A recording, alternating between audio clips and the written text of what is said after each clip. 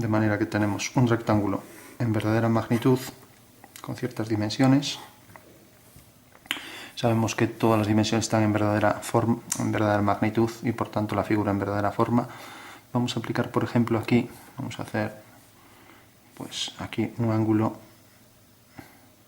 de unos 35 grados más o menos. Entonces tenemos ángulo alfa, el eje X con Y' forma un ángulo alfa, unos 35 grados.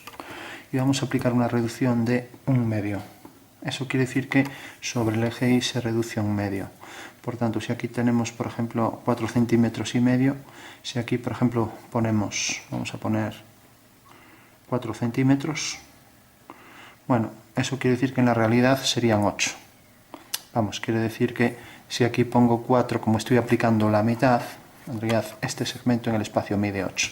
Levantamos por el 4 una vertical, por aquí seguimos la dirección del eje Y, por aquí también, y por este punto hacemos una horizontal, que es paralela al eje X. Bueno, tenemos por último el eje Z. Bueno, tenemos entonces ya todo el prisma, dibujamos la línea discontinua. Como estamos todo trabajando por paralelas, este romboide es igual que este, obviamente. Bueno, vamos a dibujar, por ejemplo, una circunferencia de manera que caiga, que esté más cerca del centro de la mitad del lado, por tanto, que abra más el hueco por arriba que por abajo. Vamos a hacerla, por ejemplo, por aquí. Como podemos ver, aquí corta en 2 puntos y aquí en otras 2. Entonces, a partir de aquí hacemos la dirección del eje Y y una línea recta. O sea que hemos practicado ahí un hueco cilíndrico.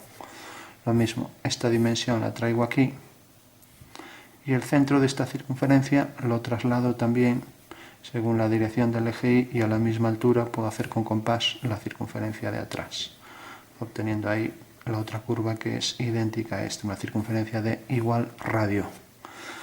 Lo mismo por aquí, pues a esta distancia, igual que esta, cojo esto y hago ahí otro arco.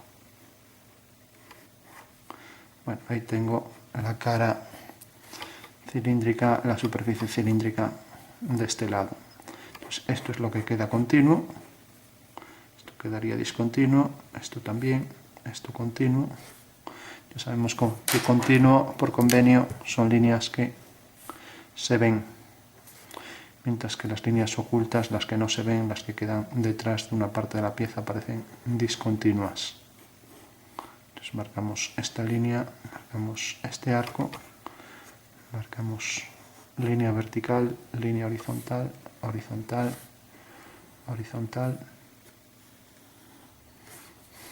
Bueno, seguimos ahí la dirección de los 3 ejes en esa pieza de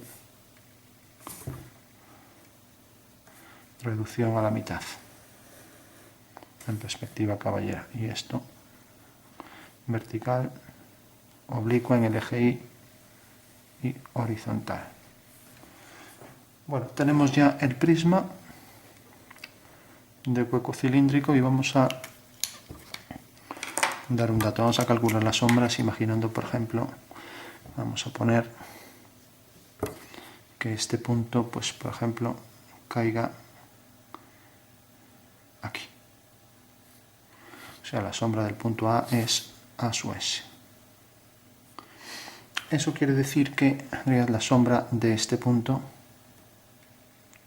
cae aquí y que por tanto la dirección de los rayos de luz paralelos es esta. Bueno, entonces por todos los puntos puedo calcular ya la dirección de la luz. Entonces, si este punto sigue por ahí esa dirección, el rayo, pues obviamente como corta aquí, tenemos que la sombra de este segmento a partir de este punto será una paralela a él, o también paralela a esta, paralela al eje Y'. Y a partir de aquí es donde habrá la luz de la sombra de esta línea, hasta este punto, ya que este punto es la sombra de sí mismo. Entonces, si seguimos esta línea, tenemos aquí un punto de corte que unimos con A. Bueno, pues este es el plano que contiene al rayo y es el plano que corta el plano vertical según la recta esta. Eso quiere decir que para calcular la sombra de cualquier punto siempre tengo que seguir las dos direcciones. La dirección del plano vertical, que es esta, y la dirección del rayo, que es esta. Entonces, cuando corte aquí, sigo la dirección esta del eje Y y tengo ahí otro punto. Otra vez lo mismo, dirección del plano de la proyección del rayo sobre el plano vertical y dirección del rayo. Corta aquí, otra vez la dirección del eje Y. Entonces, como decíamos que la sombra de este punto era esto y de esta recta era esto, ahora ya solo tengo que hacer el arco de sombra que viene por aquí. O sea que esto es lo que quedaría en sombra. Ya vamos marcándolo, porque en este tipo de ejercicios es fácil equivocarse. Bueno, también sabemos que toda esta cara va a quedar en sombra.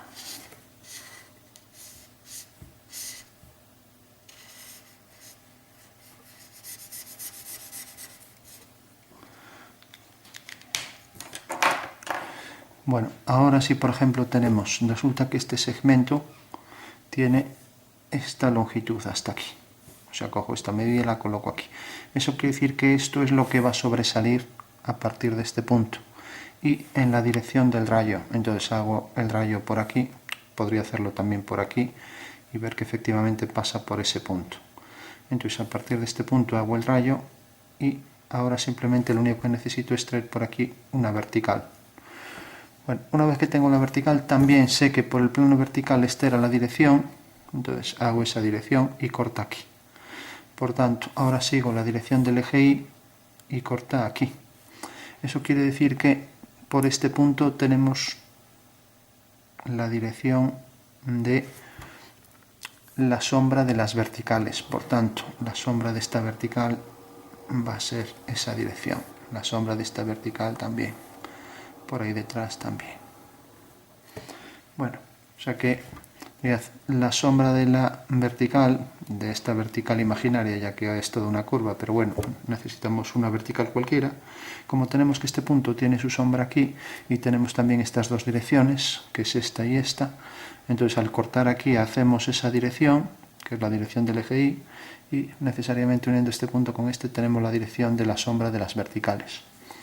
Bueno, tenemos entonces que decíamos que este punto, su sombra es esta, y a partir de ese punto que se proyecta aquí tendrá la misma dimensión, o sea, la misma dimensión que llamaremos, por ejemplo, M. Esa dirección M, que es este tramo de aquí, igual que este. O sea que en realidad este tramo más este será igual a este. Bueno, entonces, una vez que ya tenemos ese tramo, ahora este tramo, por ser una línea paralela al plano sobre el que se proyecta, será también de la misma dimensión. O sea que en realidad hago aquí una paralela y corta aquí. Bueno, eso quiere decir que en realidad la dirección era esta. Lo habíamos hecho a mano y nos quedó por ahí, pero bueno, sería esta, ya que la dimensión esta la acabamos de pasar hasta aquí. Bueno, pues esta seguirá la misma dirección y la de atrás también. Bueno, entonces tenemos que este punto cae aquí.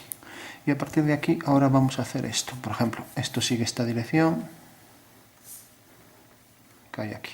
La sombra de esto es un segmento exactamente igual de grande y paralelo a él.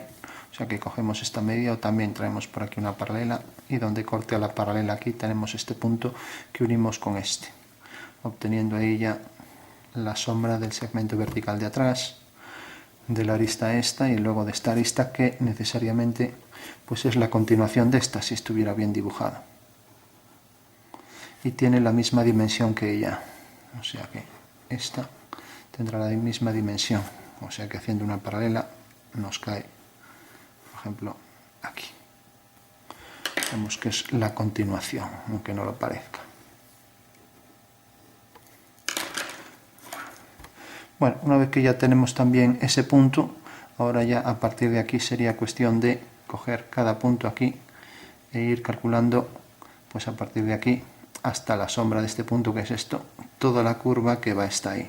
Entonces cojo una vertical, cojo la dirección del suelo y cojo la dirección del espacio. Ahí tengo un punto ya. Vertical, dirección del espacio, dirección del suelo, otro punto.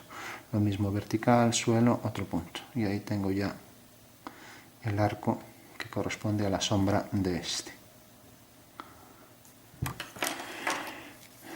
Bueno, esto pues también quedará todo en sombra, ya que es el interior. Esto vendrá todo en sombra, ya que esta cara no llega a la luz. Esto sigue esta dirección como acabamos de calcular.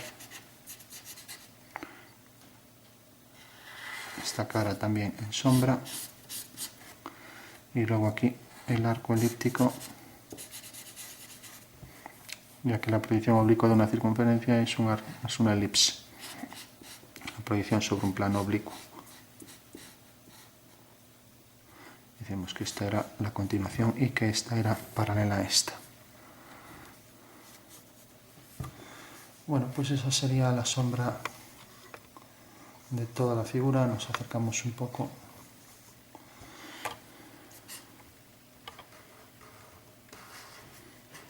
No hemos calculado matiz ninguno dentro de la sombra, simplemente hemos hecho una diferenciación entre las sombras. Bueno, a nivel de tonos diferenciación ninguna, pero quiere decir que hemos calculado primero las sombras propias del objeto, que son estas tres, luego las que se autoarrojan sobre el objeto y luego las que proyectan sobre el suelo. Y así está ya la pieza completa.